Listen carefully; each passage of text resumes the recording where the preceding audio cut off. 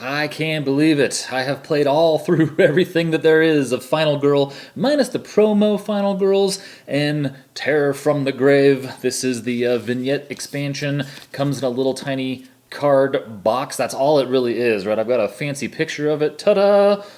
That you can order for it's $9.99 on the Van Ryder Games website. So that's it. It's only $10. It contains everything you see here except for these. These come from the core box, and they're going to come up later, which is why they're out here now. I wanted to just have them on hand because we're going to need them when we play with this. It does come with a little folded up rules pamphlet here you can use, and there's also the the PDF you can get from their website, which is going to be used here for the big graphics so we can all see what's going on, like on this screen right here.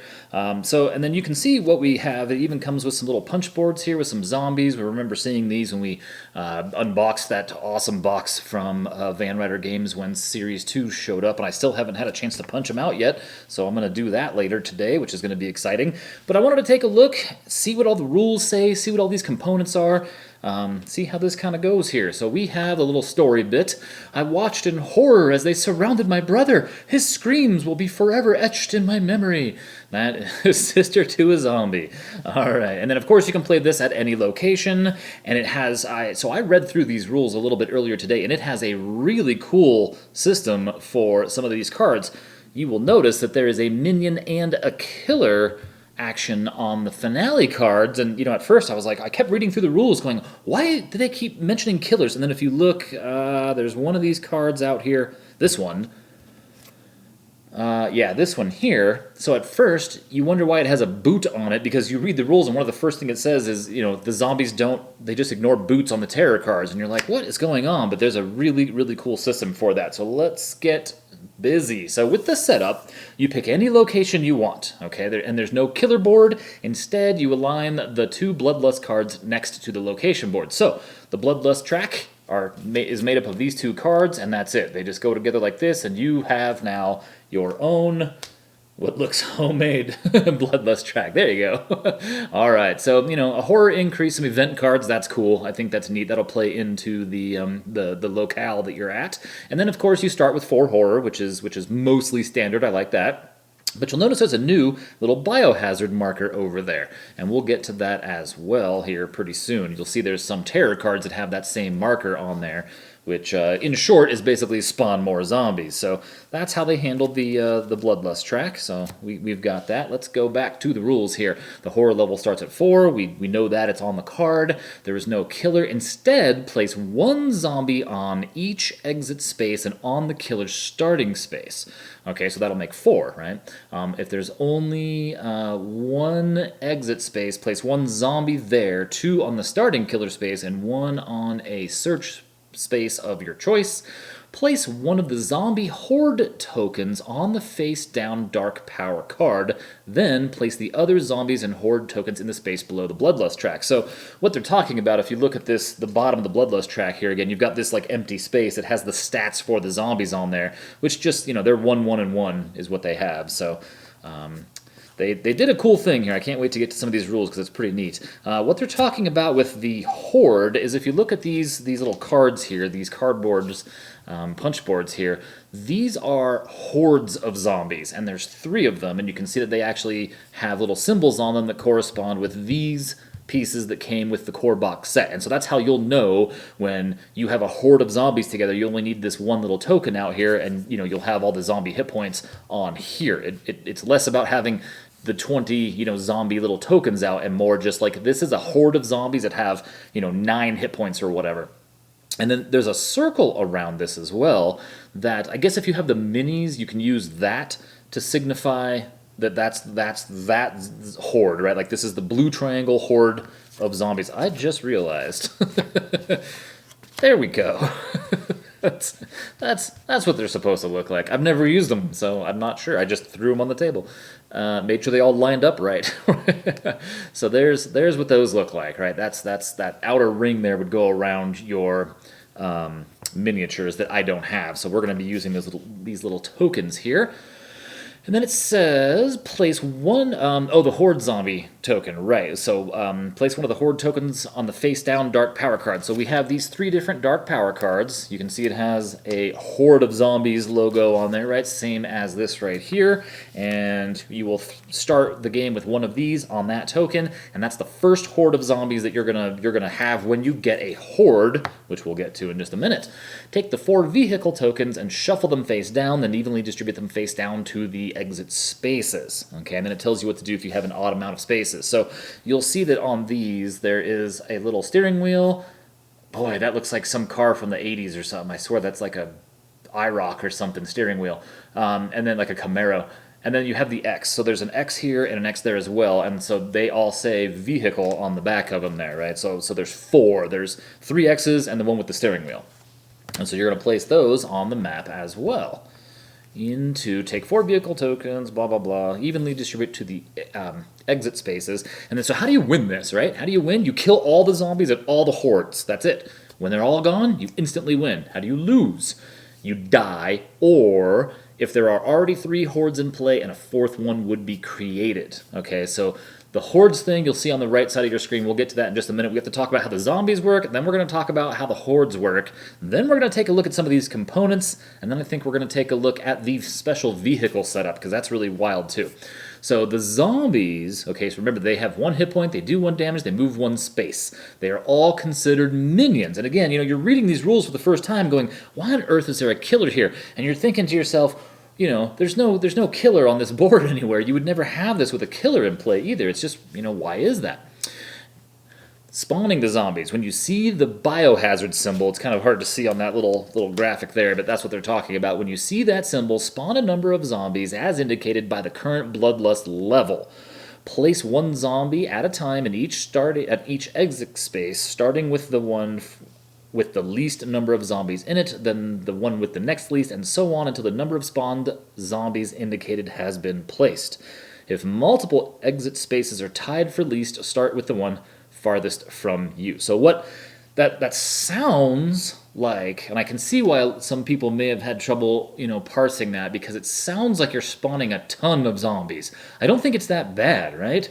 When you see the biohazard symbol, spawn a number of zombies as indicated by the current bloodlust level. That could be 1, right? If we're looking at this bloodlust card, the bloodlust level is 2. That's only spawn 1 zombie. That's the bloodlust thing, or the biohazard marker right there. And at best, it gets up to 2. So that's not so bad, right? Let's see here. Place 1 zombie. It says at a time, so you're only going to be doing 2, right? At a starting space, at each exit space rather, starting with with the one with the least number of zombies in it. That doesn't seem so bad. Okay, now zombie movement. This is where you really go, wait, what happened here? This is cool. This makes perfect thematic sense. Zombies use normal targeting rules for movement, with one exception. If a zombie does not have enough movement to get to its target, it will panic instead of moving, okay? That's going to be very hard to remember because we're so used to what we've been doing all these games.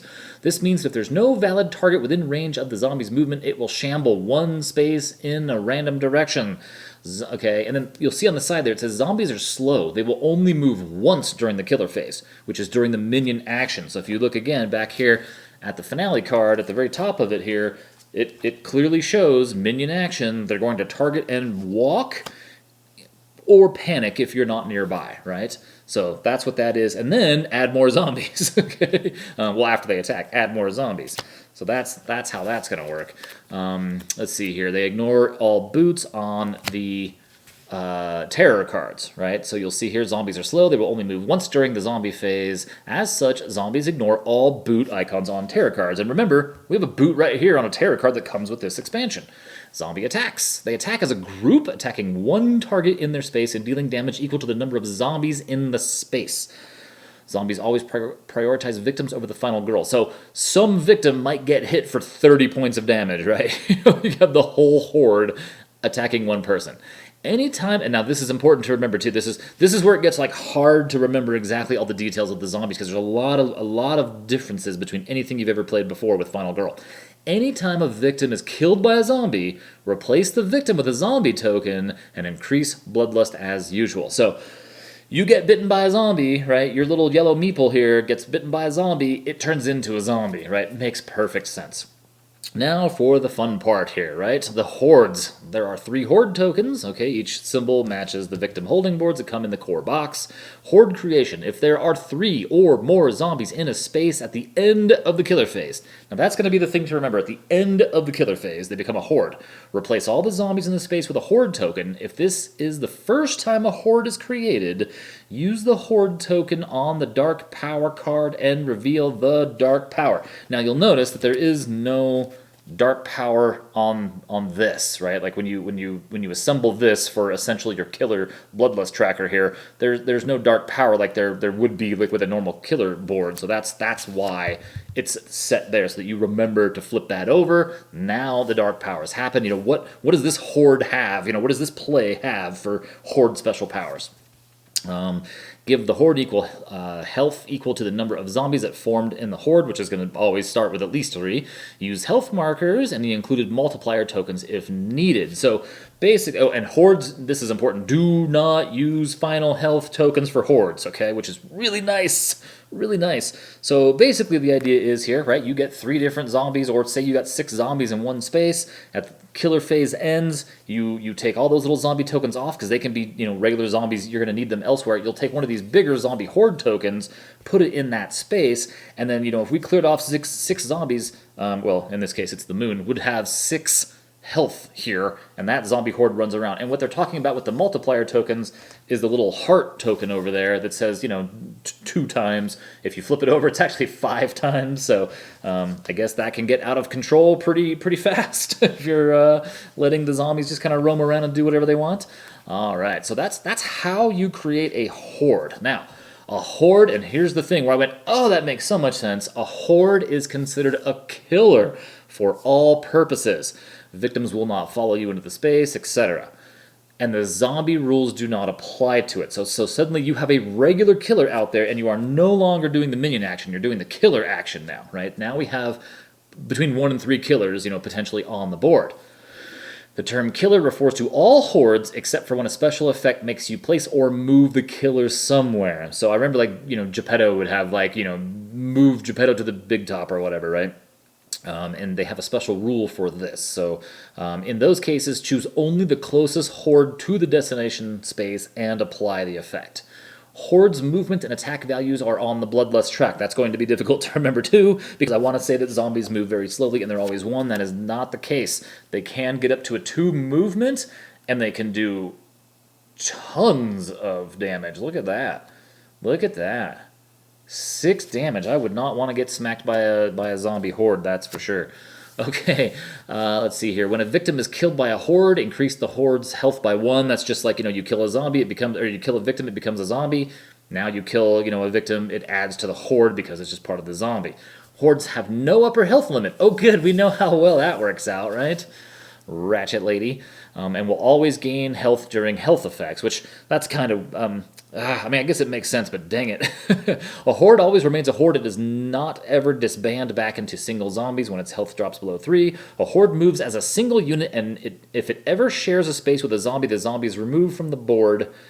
And the health of the zombie is increased by 1. Multiple hordes may share a space, but they do not combine. Okay, so a horde moves as a single unit, and if it ever shares a space with a zombie, so that sounds like even passing through, that horde is going to grow. Oh man, that's so cool. That makes such good sense. Let's see here. Multiple hordes may share a space and they do not combine. So we're gonna flip that one on its head in a second here. Any game effect that lets you kill X zombies can instead be read as deal X damage to a horde when using such effect against a horde. Now remember, this is going to follow minion rules. So when you are, you've got a flamethrower, you've got oh man, a flamethrower would be great against these guys. Or you've got, something like Heather and her special, her ultimate ability lets you do all kinds of extra damage. And you've got yourself like a 2-handed axe, and you hit a critical blow for, I don't know, 3 damage there, 2 damage from rolling stars, whatever. So, you've got 7 points of damage on a horde that has, 13 hit points. You're going to just take it out of the hit points. If there's a mess of zombies that just came together before the killer phase, perhaps you moved them somehow. I don't know. You can spread the damage amongst the horde, right, or amongst the minions rather, not the horde, right? The horde is just it's damage now, right? But you can attack multiple minions when you say I'm attacking the minions and spread your damage out. So that's really good to know. So I think that's it for them. That's a lot of different rules to kind of keep in mind for the same tokens and the same creatures. So that'll be a fun one to try to remember and make sure that we get all of those right. Looking at some of these things here, right? There's some I see lots of little horror icons out here. What on earth is this? Minor dark power. If a victim would panic, instead move it towards the nearest enemy. When 3 zombies or 1 horde have been killed and placed on this card, remove this card from the game, right? So it's not hit point tokens, it's just killing zombies. And come to think of it, I have enough zombie-side stuff around here that I could probably use miniatures for the zombies for this, since I don't have the real ones. So there's 5 of these. They just keep coming cards, and that seems like it could get nasty because you're going to be spawning zombies every round anyway, it looks like. So that's crazy. I'm surrounded. There's no more room in hell. If there's at least 1 horde in play, panic all victims. That's going to be nasty, right? There's dead people everywhere, right? Target victim or final girl. Attack. If there are at least 2 hordes in play, plus 2 horror, they're coming to get you. That's that with 1 horror, no matter what. Panic all victims. Don't forget double tap. That's from that zombie movie with what's it called? I can't even think of it. I didn't like it. Zombieland, right? Didn't care for that very much. All right, let's see here. Although I only watched it once, maybe I need to watch it again. I'm the meat in a zombie sandwich. So, yeah, if there's at least that almost looks. Oh, I see. Yeah, very similar though. A lot of these are just kind of straightforward, but that's they're zombies. They're kind of dumb. They're not going to do smart things, which again I think is really cool. All right, so now they do have finale and dark powers here, and I think we may as well get to that now before we get to the vehicles and the final girl and this pack of cards here. So there's 3 dark powers, and remember, your game could go wildly different depending on which one of these you flip over. So to begin with, we have Legion. When spawning zombies, spawn 1 additional zombie in the exit space nearest to you, right? So that's annoying. Zombies no longer ignore the boot icons on terror cards. When resolving actions on terror cards, always move all zombies before resolving attacks. And listen to this. So remember the rule about how hordes don't stack up? The super horde. If a horde moves into a space with another horde, merge them into 1 horde, combining their health. If any horde ever has 12 health or more, immediately lose the game. That's crazy. So that would be, the dark powers. We have finale cards here, which, oh man, they all kinds of a wreck here. I'm overwhelmed. When this card is revealed, place your final health token or replace your final health token with a white final health token. Oh, man. And what does it say? Move all zombies before resolving attacks. Oh, boy. Oh, man. Yeah, I think they all say that. Yeah, move all zombies before we're doing attacks. So you're doing the targeting, the moving, and for every zombie, and then every zombie is going to attack. That is brutal. This one is their numbers are endless. Are they all the same? They are all the same. There's no other, special fancy business here. They are the attacks and the minion and killer thing are all the same here.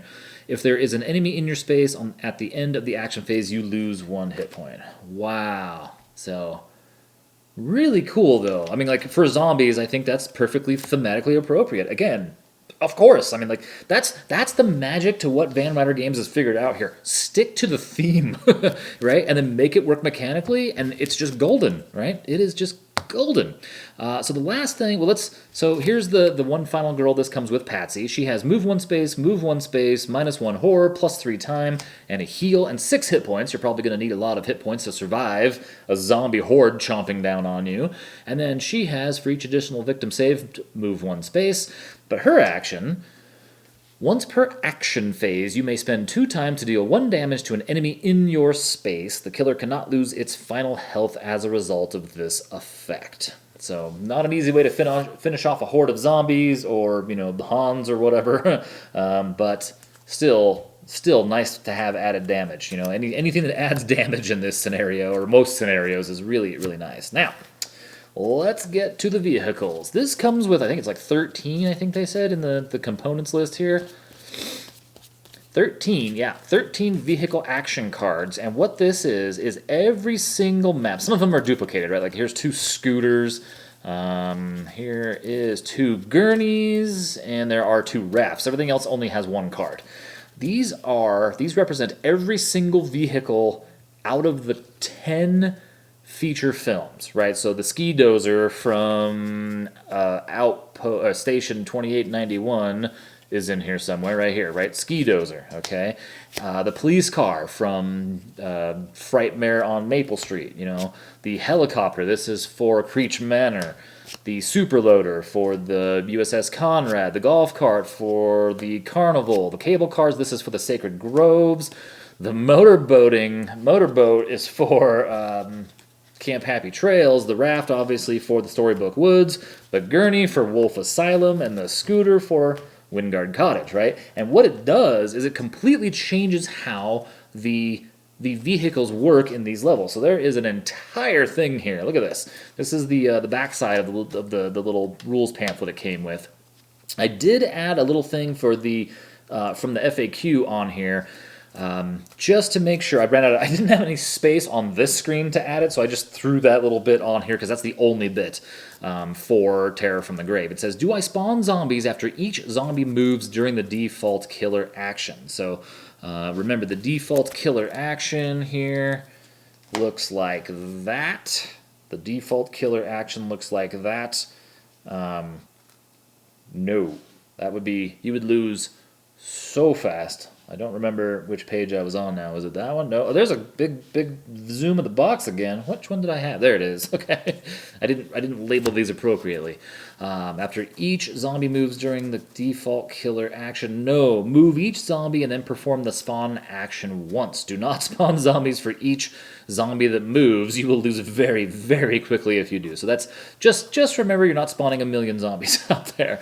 All right. So now the special rules here, and as you can see, every location has special rules. That's why we have 13 new cards here for the vehicles. Each location has one vehicle that has a special action card that comes with this vignette expansion. Ignore the normal rules and cards for such vehicles. If the vehicle item card appears, replace it with a random item card from out of place. So you grab the ski dozer keys and it's like, oh, that doesn't exist in this game. Draw something from the pile of unused stuff. The vehicle may be found at one of the exit spaces. When you enter an exit space for the first time, reveal the vehicle tokens there. If the steering wheel is revealed, remove all vehicle tokens from the board and place that specific vehicle's token in your space. The exception being, if the vehicle is water-bound vehicle, place it in the closest eligible space instead. Then take the vehicle action card associated with that vehicle into your hand. So the minute you go into that, remember, if we go here, it's part of the setup. Take the 4 vehicle tokens and shuffle them face down, then evenly distribute them face down to the exit spaces. If you have an odd amount of spaces, distribute the extra one on the farthest exit space from where you start. Okay. So I know I didn't read that, but I thought it might not be super important to bring up. But of course, most places are going to only have 3 exit spaces. So when you get to one of those, flip the tokens. Immediately, it's a free thing. You're just there. Did I find the vehicle? Okay, and then you get to take the card into your hand immediately, right? Normally this is going to be sitting on the tableau. No, you get to just take it to start. But for the rest of the game, this action card functions like the normal card play, right, where it goes back into the tableau and you have to buy it later. If a vehicle action card title has a steering wheel icon, it means that you do not need to be in the same place with the vehicle to resolve the card because it has its own pilot driver. If it does not have that, the vehicle and the vehicle action card can only be used if you're in the same space as the vehicle. And when moving with a normal action like walk or sprint and you are with a vehicle, you may move the vehicle with you subject to its rules. That sounds a lot like you could totally just take that scooter in Wingard Cottage and move along with it. Now, I wanted to point out what it's talking about are these 2.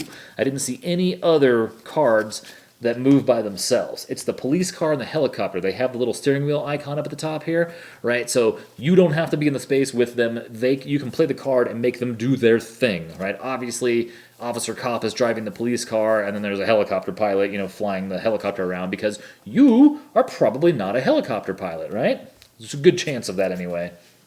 Boy, I keep forgetting which one. There it is. Okay, all right. And then so the rest of the little pamphlet that it comes with is just clarification on the things that will be a little bit different. They're not super important to go over each and every one now. Just look at the one, and adhere to its little special rule when you do it. So, like on the Conrad, the super loader may not move through maintenance shafts. That's easy.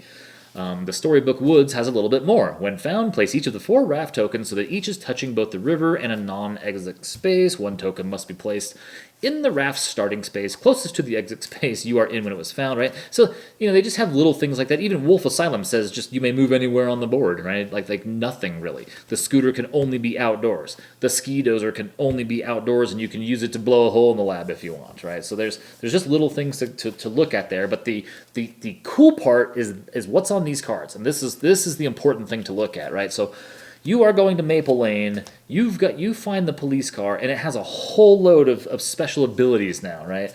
Way too small for it to show up on that camera for me to read. Move the police car up to 3 spaces on 2 successes, okay? And this may not be played if the cop car is in a space with a horde. Roll a die and deal that much damage to zombies in each of these spaces, right? So you move 3 spaces, do that damage, right? That's fantastic. The helicopter here on 2 successes, move helicopter 2 spaces, kill all victims and zombies in both spaces. The scooter, move 1 space, no roll required. If you move into a space with a horde, remove this card from the game, and there's 2. The gurney, look at that. Ignore all damage, kill 1 zombie, or reduce damage by 2, kill 1 zombie. That's pretty cool, right? That's like a little bit of like retaliate action there. Cool. The raft, this one has a whole thing on it. Move to the next space, kill 2 zombies in each space next to the river segments moved through. That's cool. There's 2 of those as well. The motorboat, this is for Camp Happy Trails. Kill all victims and zombies in the target space. May only be used from the center of the lake, though. The cable cars for the Sacred Groves are different than all the rest, right? So normally they've so far all been killing people. This one says move directly from 1 exit space to another. No roll required. The golf cart for the carnival. For the rest of the action phase, each time you move into a space with zombies, deal 2 damage, plus damage modifiers from a one-handed weapon. Dude, the golf cart's baller. The super loader, add +1 to each move and damage to each attack for the rest of the action phase, and then goes down from there, of course. And then I'm just reading the double successes, because that's all we roll here, Ski dozer is move 1 space, kill all zombies -1 time. That's awesome, right? Like, how brilliant to think of that, to be using vehicles to run down zombies. And then I started thinking about like zombie movies I've ever seen, like every zombie movie, and you're like, man, at some point they're mowing zombies down, right? Or using them as fuel. Does anybody get that one? Anybody know what that movie is? All right, so pretty awesome.